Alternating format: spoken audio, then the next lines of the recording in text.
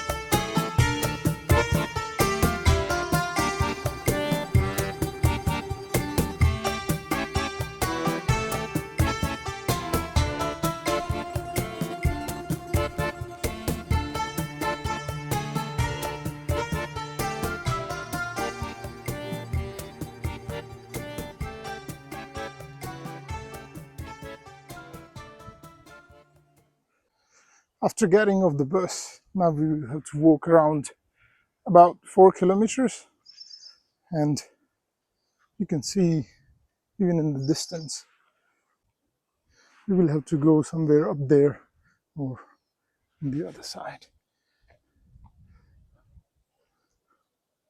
The weather is really nice. Last time when I went to the Bag cave, it was sunny and maybe I was on the bike.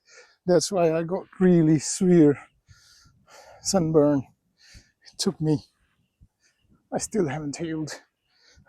But yeah, today is really nice.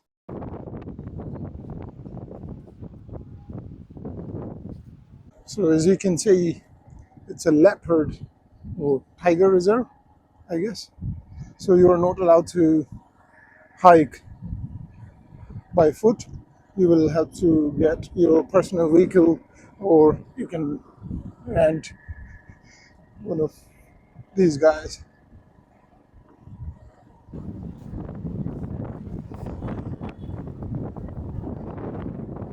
This place is really more than what I expected. I thought it would be just caves and paintings, but look at it. It's really nice.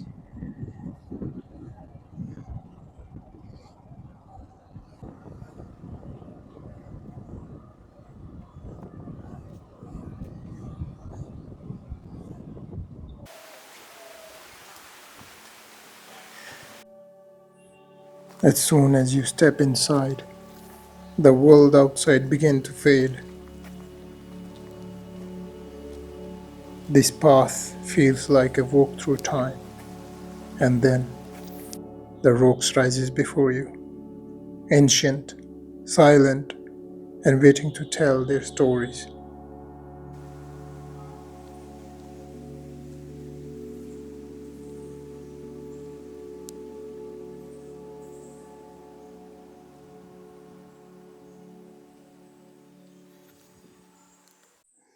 If you look at these rocks,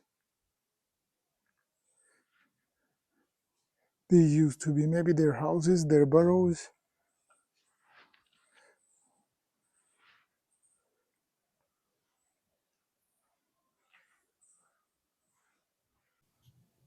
Excavations suggest Bhimbetka has been inhabited since early time, from lower Paleolithic to Mesolithic period.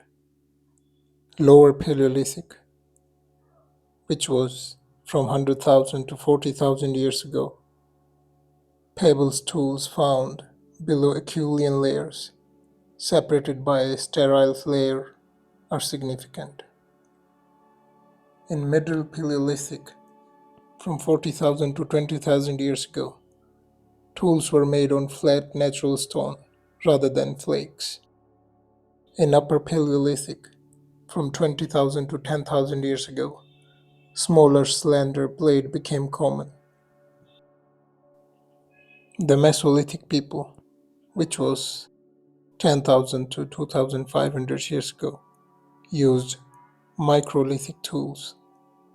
During this period, maximum number of shelter and caves were occupied. That clearly shows an increase in human population. The Mesolithic people regularly used fire, as is testified by the presence of ash, charcoal, and charred bones. These people used to bury their dead within the caves in the living areas. Stone cairns, rubbers, antlers, bones tools, and hematite noodles were placed with the dead as grave goods.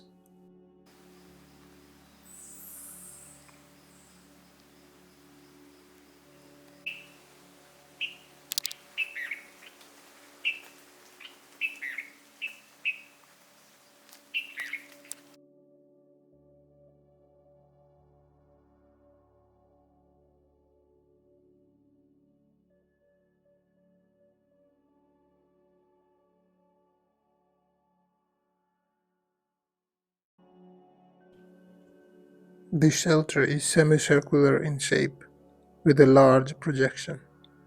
There are 453 figures in this shelter, comprising 252 animals of 16 different species.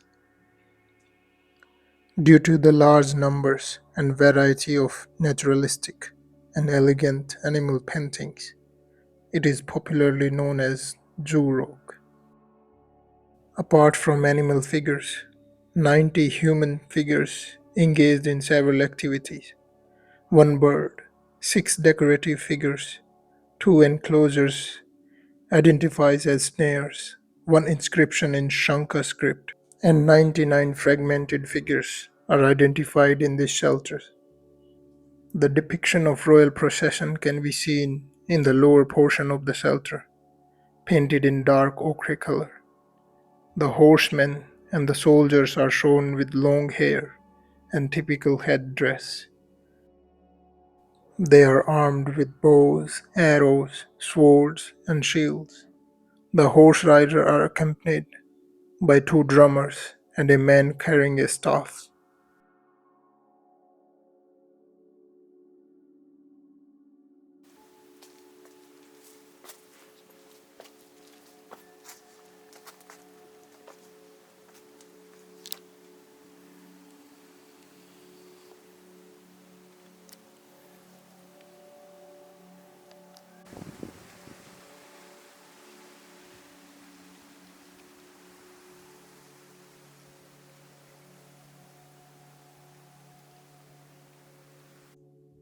There is no one here. I'm the only one here.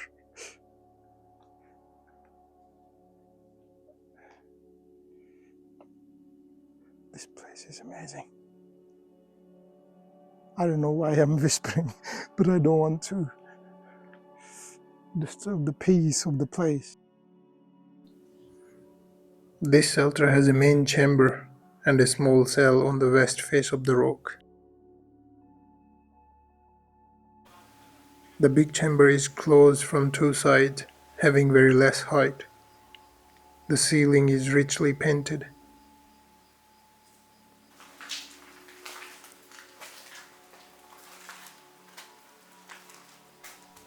Related to the historical period and are faded due to the passage of the time. These paintings include bands of armor-clad soldiers and cavalries in stylized form. In the ceiling of the shelter, there are some well-preserved paintings in white and red ochre pigment. The white color painting appeared to be earlier as some part of ochre color.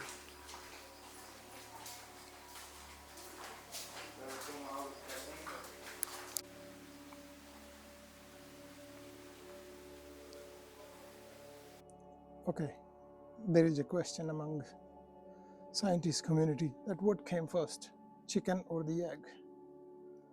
Look behind me. That's prehistoric. So that question is older than that, around 10,000 BC or 20,000 BC. Even they didn't know. They had to draw both the chicken and the egg. So just forget it. This east-facing shelter has very less depth, with one small narrow chamber on the left. The paintings are very appealing, as these differ from the other paintings. The paintings are executed in red and ochre colors, also in green and yellow. Paintings of flower pot, a horse, and elephant, with rider has been executed on a deep white base. They were living in places like this, rock cuts.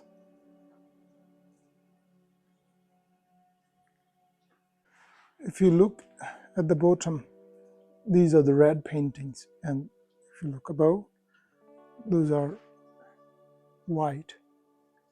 And they both have generational gap, like thousands of years, but they didn't destroy each other's paintings.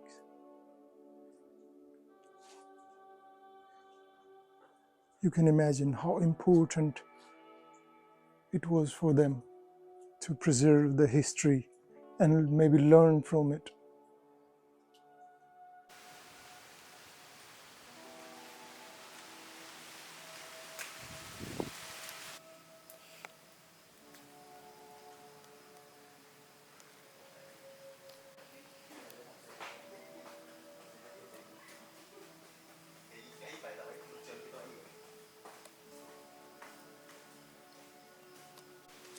This mushroom-shaped giant rock is famous for a large silhouette figure of a boar, which is painted at a height of 9.85 meters from the ground. The animal, depicted with two crescent horns, a massive snout with mustaches and bristle on the back, unusually large with the composite features, is clearly mythical. Near its snout is the figure of a fleeing man, and in front of him that of a crab. The hooves of the hind legs are overlapping by the figure of a buffalo, facing in the opposite direction. Besides, there are depictions of human and animal figure. The animal figures mainly include buffalo, cow, rhinoceros, and langur.